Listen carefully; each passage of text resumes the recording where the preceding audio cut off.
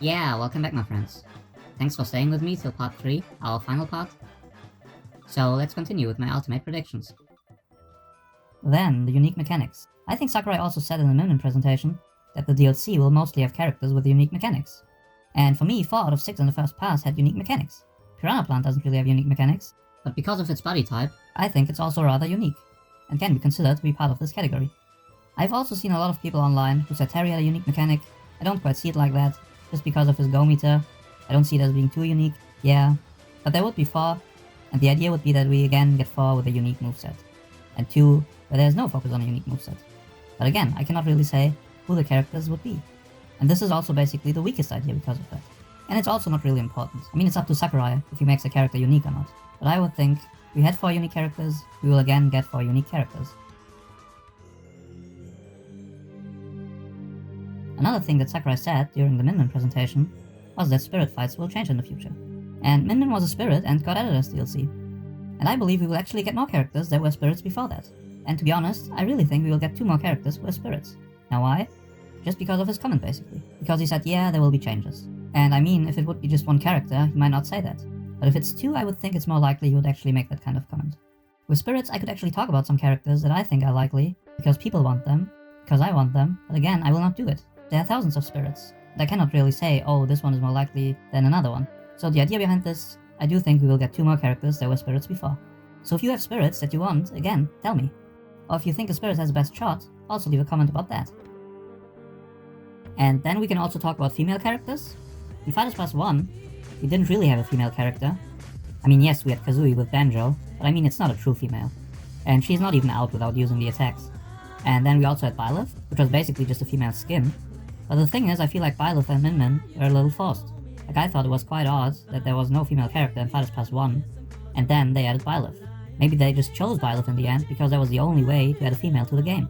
And with Fighters Pass 2, maybe they only chose Min because that was once again the only way they could have a female in the pass. Now in this case, I think there's not really anything to go by, but I can just say we didn't have a female in Fighters Pass 1, and now we had Min, but I think that would make it likely that we get 1 more female character, because there wasn't one in Fighters Pass 1. So as of now we have 1 in Fighters Pass 2, but now we could get a second one, which would essentially be the replacement for the missing one from Fighters Pass 1.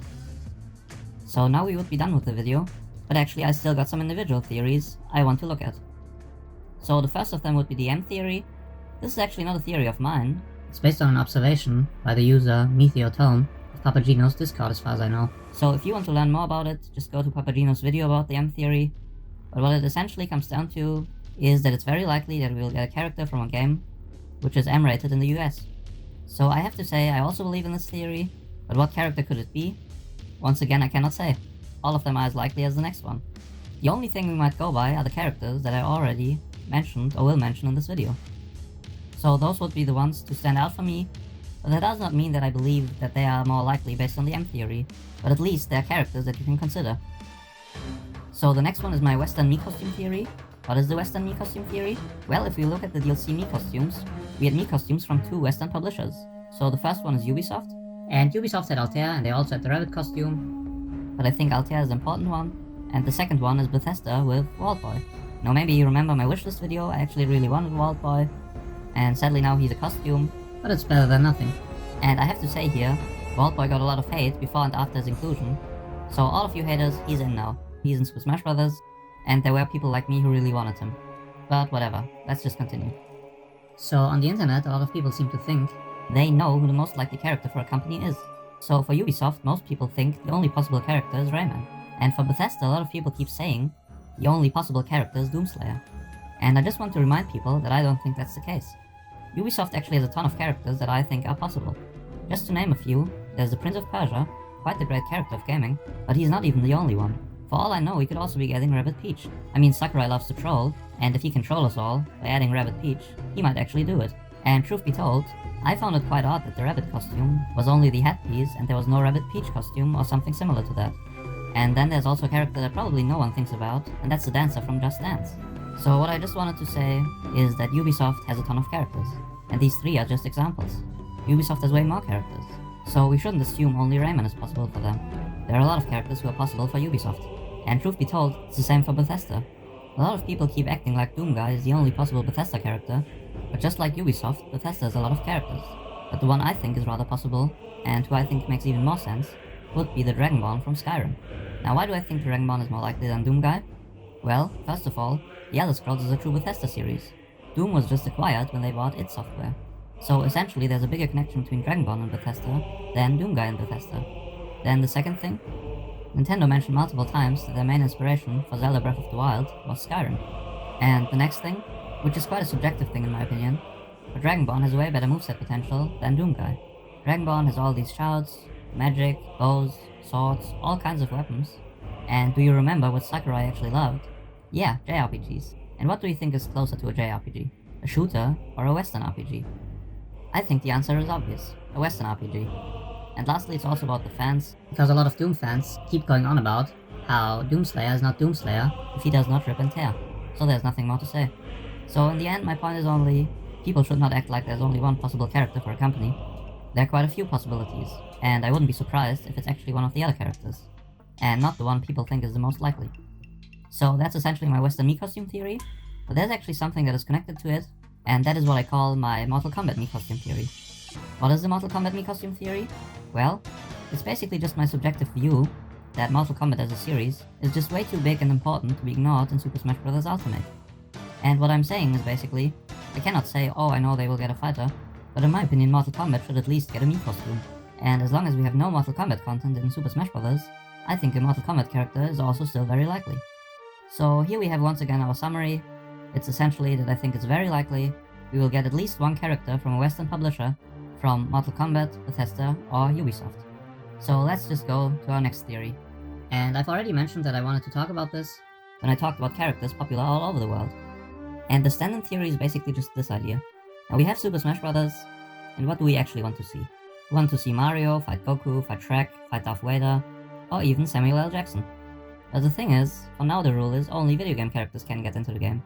So I feel like the only way we can get really close to having non-video game characters in Super Smash Bros. Is by having stand-in characters for non-video game characters. So what do I mean by this? Let's just look at some examples. Now let's just first look at manga characters who already have a stand-in in the game. So a lot of people want Goku, but like I said, for now we can't have him. And what would be the closest thing to Goku in Smash?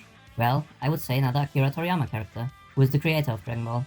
And we already got an Akira Toriyama character with the hero from Dragon Quest. Another manga character, also really popular all over the world, would be Ruffy from One Piece. And again, we cannot have him. But we got Min Min, who basically has the same ability as Ruffy to extend her arms. Then Naruto. So to think of a stand-in for Naruto, we just have to ask ourselves, what is Naruto? Well, he's a ninja. And we also already got a ninja in Super Smash Bros. With Greninja, who has similar abilities to abilities that appear in the series Naruto. And another manga character who's rather iconic is Kenshiro from Fist of the North Star. And now you might say this is a little far-fetched, but we basically already got a Kenshiro with Ken, because both of them are martial arts fighters, both of them are named Ken. This might be a little stretching, but in the end it's just about them being similar, and that's just what they are, in name and also in their abilities. And actually we already have the same concept of characters being stand-ins for other characters in the game, with spirits. お前はもう死んでいる。何?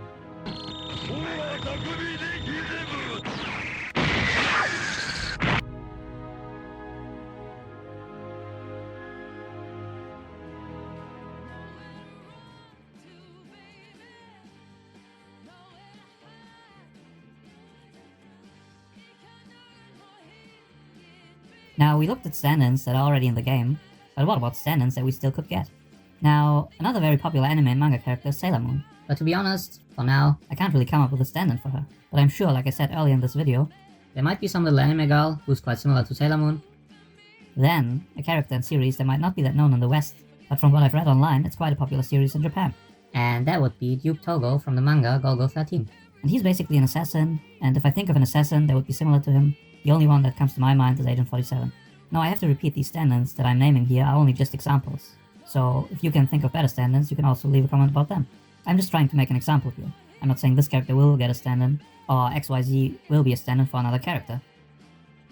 Then if we go back to Japanese people, another thing that is really popular in Japan are mechas. And here I have to say I also make a distinction between mechas and mech suits. Mechas are more human-like, and mech suits are just basically robotic suits that don't need to be that human-like. Whatever the case, now if you look at Nintendo, they also have some mechas of their own. So some of them that I found were the protagonist from Demon X Machina, then Ray MK3, or any robot from Custom Robo, and lastly, once again Elma from Xenoblade Chronicles Cross. Now, to continue with Japan, there's one more thing that I know is very popular in Japan, and is also quite a big part of pop culture all over the world, and that is good old Godzilla. Now, who could be a stand-in for Godzilla? Well, the first thing that comes to my mind is a monster from Monster Hunter, and in my opinion the best stand-in would be Deviljho from Monster Hunter. Now, I also have to say I love Monster Hunter, and people keep bringing up the character Monster Hunter as a possibility for the DLC. But it's really sad that nobody talks about the monsters, the true stars of the game Monster Hunter. And if you've played the game, Deviljho is really an awesome monster that would deserve to be in Super Smash Bros. Now, a stand-in can be a stand-in of anything, not just anime and manga characters, or Japanese inventions. Like I said earlier in this video, for pop culture we could also get stand-ins, like movie characters. So, for example, James Bond could have once again Agent 47 as a stand-in, or even Inteleon from Pokemon, who I think was based on James Bond. Then, going back to our real-life events, I could also see us getting stand-in for sportsmen. For example, for a football player, we could easily have a stand-in with Cinderace, who is also just a football player. And let's not forget, our latest Pokemon, Incineroar, was also just added because he's a stand-in for a wrestler, in my opinion. Alright, and now we're at the end of our video, so thank you for watching. Now, I have to say I had some more theories, but I think we'll look at them some other time. Thank you for listening to my thoughts, and as always, feel free to share this video. If you have any criticism, comments, or anything else, just tell me about it. And remember this, my friends, you are in the Daemonnoobland.